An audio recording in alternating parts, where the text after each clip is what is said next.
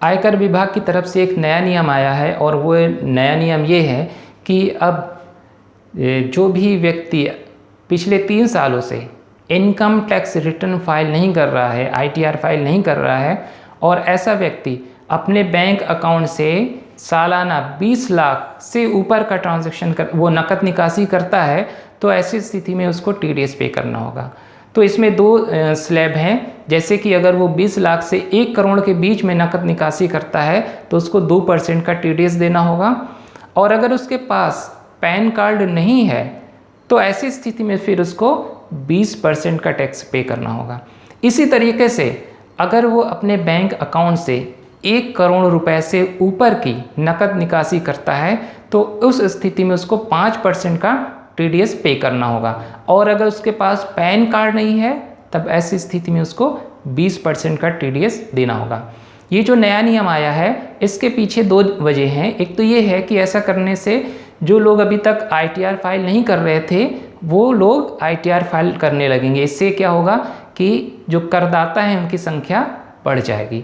दूसरा क्या है कि जो लोग ज़्यादा नकद निकासी कर रहे हैं वो कैशलेस की तरफ बढ़ेंगे, यानी कि कैशलेस को यहाँ पर बढ़ावा मिलेगा, ऑनलाइन ट्रांजैक्शंस को बढ़ावा मिलेगा, और इससे फ़ायदा ये होगा कि ऑनलाइन ट्रांजैक्शन की निगरानी करना, उसकी जांच करना आसान हो जाएगा, और इससे भी करदाताओं की संख्या बढ़ जाएगी। TDS होता क्या है? टैक्स डिडक्शन एट सोर्स, यानी कि स्रोत पर आयकर की कटौती। यानी कि जब किसी की आय जहाँ पर जनरेट हो रही है, पैदा हो रही है, वहाँ पर उसको आय पे करने से पहले टैक्स से यानी कि TDS के तौर पे कुछ अमाउंट काट लिया जाए, तो जितना अमाउंट काटा गया है उसको TDS बोलते हैं। जैसे मान लो एक सैलरी वाला व्यक्ति है जिसको सैलरी मिलती है, तो उसका नियोक्ता है, उसका जो एम्प्लॉयर है, अगर वो सैलरी देने से पहले TDS के तौर पे कुछ अमाउंट काट ले और बाकी बचा हुआ अमाउंट दे दे, तो TDS के तौर पे उसने जो अमाउंट काटा है, जो टैक्स के तौर पे जो अमाउंट आया है, उसको TDS बोलते हैं। तो ये जो TDS है, एक तो ये है कि इसको नियोक्ता की तरफ से, एम्प्लॉयर की तरफ से काटा जाता है और इसको फिर विभाग में जमा कर दिया जाता है।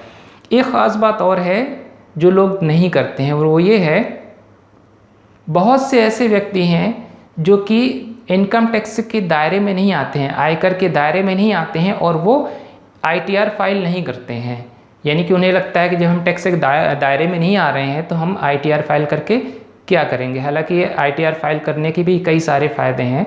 तो अगर कोई व्यक्ति ITR इनकम टैक्स के दायरे में नहीं आ रहा, आयकर के दायरे में नहीं आ रहा, उसकी आय इतनी नहीं है कि वो टैक्स से पे करे, तो भी उसको ITR फाइल करना चाहिए। इससे उसको कई सारे फ़ायदे मिल जाते हैं।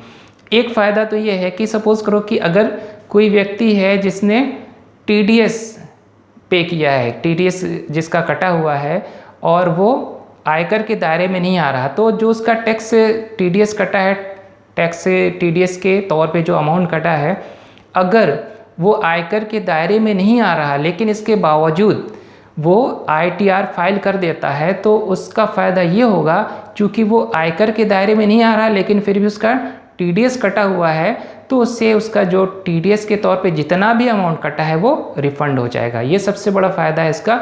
हालांकि बहुत से लोगों को नहीं पता है, इसके वजह से उनका अमाउंट रिफ़ंड नहीं हो पाता है। तो यहाँ पर एक तो ये है कि ITR फाइल करना बहुत ही ज़रूरी है। ये जो लोग भी ITR फाइल करते हैं ये उनके फ़ायदे के लिए है। ऐसा नहीं कि जो लोग टैक्स के दायरे पे आएँ सिर्फ वही लोग फाइल करें। दूसरा, ये जो नया नियम है, इससे एक फ़ायदा ये होगा कि जो ऑनलाइन ट्रांजैक्शन है उसको बढ़ावा मिलेगा, और तीसरा जो ITR फाइल करने वाले लोग हैं उनकी संख्या बढ़ जाएगी। तो इसके पीछे का ये मकसद है। ओके।